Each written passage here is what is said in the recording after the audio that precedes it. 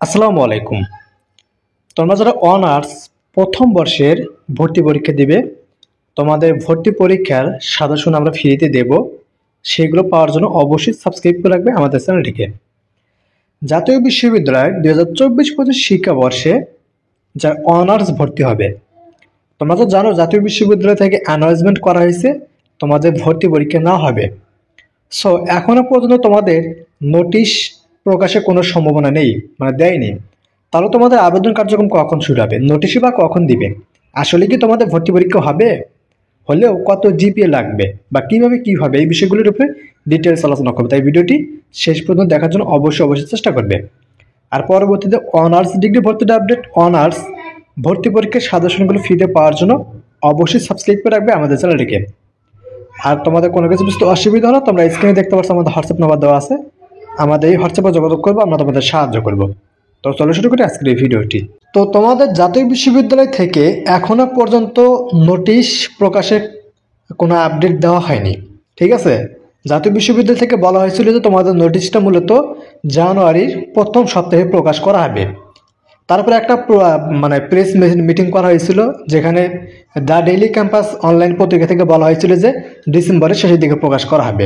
ডিসেম্বরেও দেয়নি, জানুয়ারি প্রথম সপ্তাহ এখনও পর্যন্ত দেয়নি, ঠিক আছে? তো ভিডিওর মাঝখানে আমি আবারও বলবো, পরবর্তীতে ভর্তি পরীক্ষার এক্সামের সাজেশনগুলো পাওয়ার জন্য অবশ্যই সাবস্ক্রাইব করে রাখবে আমাদের চ্যানেলটিকে।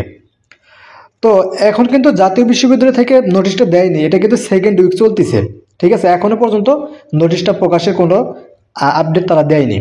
তো আপডেট না দেওয়ার পিছনে দুইটা কারণ রয়েছে। একটা কারণ হলো যে একটা ভর্তি কার্যক্রম চলমান থাকা অবস্থায় কখনোই জাতীয় বিশ্ববিদ্যালয় থেকে আর একটা ভর্তি কার্যক্রমের নোটিশ প্রকাশ করে না। তাহলে এখানে কি দাঁড়াচ্ছে, তোমাদের এই যে যারা 2023 সালে এইচএসসি পরীক্ষায় পাশ করেছে, মানে 2024 সালে যারা ভর্তির আবেদন করেছিল, তাদের কিন্তু ভর্তি কার্যক্রম এখনও চলমান।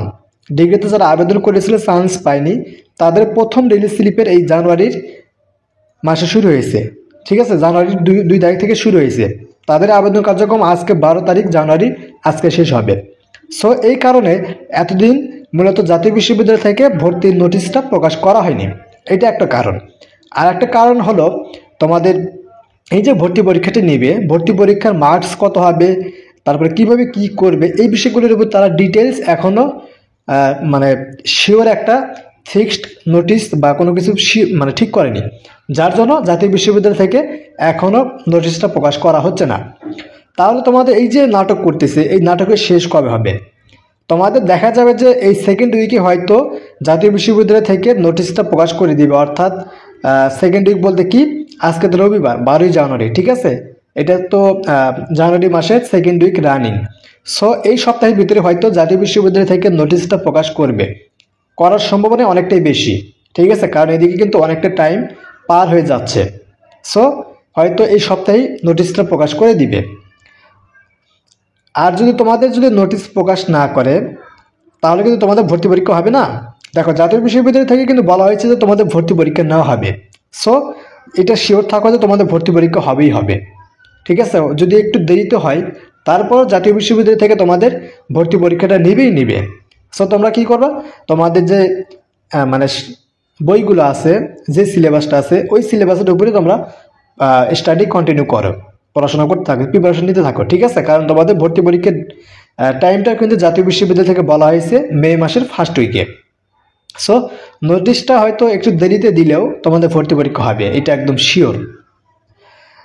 আর যদি ভর্তি পরীক্ষা হয়, তাহলে ভর্তি পরীক্ষার ক্ষেত্রে তোমাদের কারা কারা আবেদন করতে পারবে, এটাও একটা কমন কোয়েশ্চন। সেটা হলো তোমরা যারা এসএসসি 2021 সালে এবং 22 সালে পাস করবে, এসএসসি, ঠিক আছে, যেটাকে বলে ম্যাট্রিক সেকেন্ডারি স্কুল সার্টিফিকেট, যারা 2021 সালে 22 সালে পাস করবে তারা আবেদন করতে পারবে।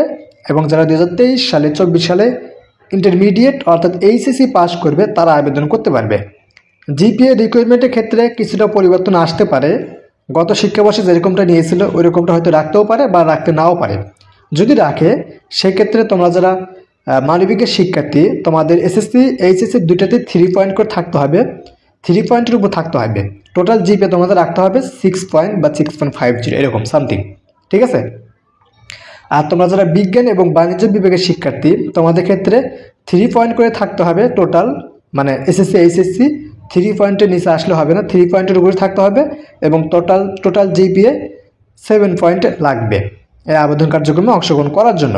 ভর্তি পরীক্ষায় অংশগ্রহণ করার জন্য আবেদন করতে হবে, সেই আবেদনটি করার জন্য তোমাদের এরকম একটা জিপিএ লাগবে, ঠিক আছে।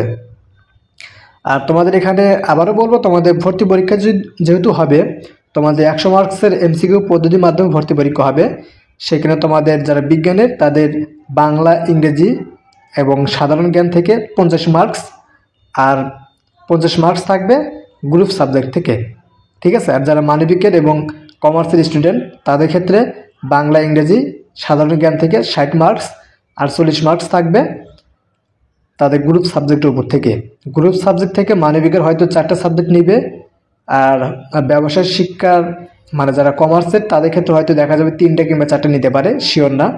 আর যারা বিজ্ঞানের তাদের ক্ষেত্রে ওইরকমই 3টা 4টা নিতে পারে, এটা মানে শিওর না, 3টে নিবে হয়তো, ঠিক আছে।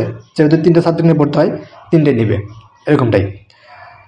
আর তোমাদের আবেদন কার্যক্রমের নোটিশটা যখন প্রকাশ করা হবে তখন আমরা তোমাদের অবশ্যই জানিয়ে দিব, আর আপডেট বিষয়টি আসলেও জানিয়ে দিব।